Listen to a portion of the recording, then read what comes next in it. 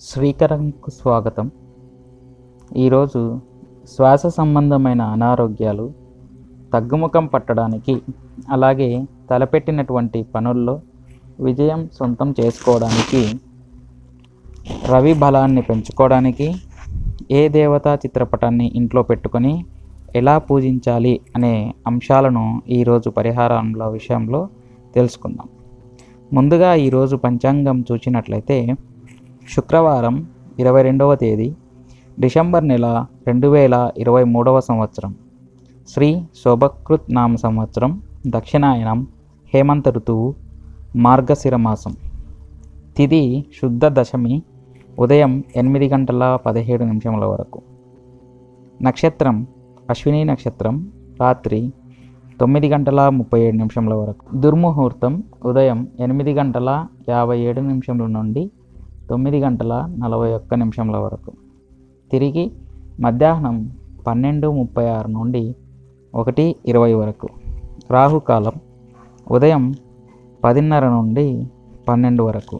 యమగండం మధ్యాహ్నం 3 గంటల నుండి 4:30 వరకు. శుభ సమయాలు మధ్యాహ్నం 1:50 నుండి 2:30 వరకు. ఈరోజు తిథి నక్షత్రం అనుసరించి ఏదైనా వ్యాపారం ప్రారంభించుటకు మరియు వాహనం నడుపుటకు సాధారణమైన రోజులని చెప్పవచ్చు. అంతేకాకుండా ఈరోజు పెళ్లి ముహూర్తాలు ఏమీ లేవు. ఈరోజు పెళ్లి ముహూర్తాలు అనేటివి ఏవి లేవన్నమాట. తర్వాత ఈరోజు నేటి విశిష్టత గురించి తెలుసుకున్నట్లయితే, స్మార్తులైనటువంటి వారికి ఈరోజు ఏకాదశి పండగ. దీన్నే మోక్షద ఏకాదశి అంటారు. వైష్ణవులైనటువంటి వారికి రేపటి రోజు అనగా శనివారం ఏకాదశి పర్వదినం. ఈ మోక్షద ఏకాదశిని వైకుంఠ ఏకాదశి అని వైష్ణవ క్షేత్రాల్లో ఘనంగా నిర్వహిస్తారు. అసలు ఈ స్మార్తులు అంటే ఎవరు, వైష్ణవులు అంటే ఎవరు అని సింపుల్గా చెప్పుకున్నట్లయితే, శంకరాచార్యుల విధానాలను అనుసరించే వారంతా స్మార్తులు. అలాగే రామానుజాచార్యులు, మధ్వాచార్యులు అనుసరించే వారిని వైష్ణవులు అని అంటారు.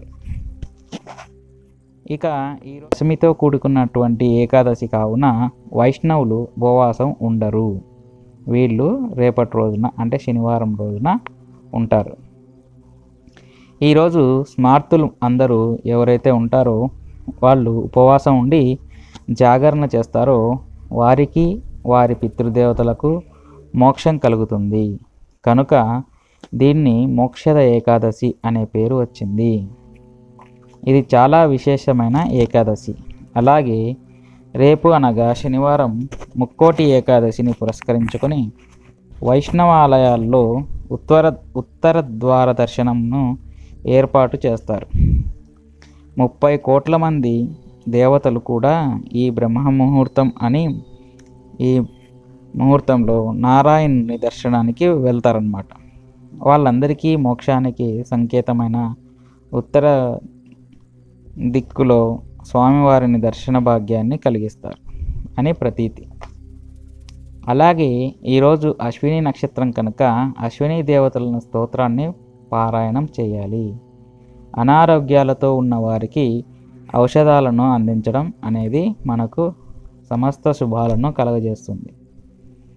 ఈరోజు మనం అందరూ ఎదురు చూసే పరిహారాల గురించి తెలుసుకుందాము. 1. శ్వాస సంబంధమైన అనారోగ్యాల నుండి బయటపడడానికి. 2. రవిగ్రహ దోషాలు ఏమైనా ఉంటే తొలగిపోవడానికి. 3. తలపెట్టిన పనుల్లో విజయం చేకూరడానికి తెలుసుకుందాం. మనందరికీ తెలిసినటువంటి దైవం శ్రీరామచంద్రమూర్తి. శ్రీరామ పట్టాభిషేకం జరుగుతున్న పటాన్ని ఇంట్లో పెట్టుకోవాలి. పునర్వసు నక్షత్రమైనా సరే, లేదా బుధవారం అయినా సరే, లేదా ముక్కోటి ఏకాదశి రోజైనా సరే ఈ పూజనటువంటి ప్రారంభించాలి. శ్వాస సంబంధమైన అనారోగ్యం ఉన్నవారైతే ప్రతిరోజు సాయంకాలం అంటే ప్రదోష సమయంలో ఈ ఫోటో ఎదురుగా కూర్చొని 2 తులసి దళాలను చేత్తో పట్టుకొని శ్రీరామ రక్షా స్తోత్రాన్ని పారాయణం చేసి ఆ తులసి దళాలను రాముని యొక్క పాదాల వద్ద ఉంచి కొంత ప్రసాదంగా తీసుకొని తినాలి. ఇంతే చేయవలసింది. కాకపోతే పానకం వడపప్పు ఖచ్చితంగా నైవేద్యం పెట్టాలి.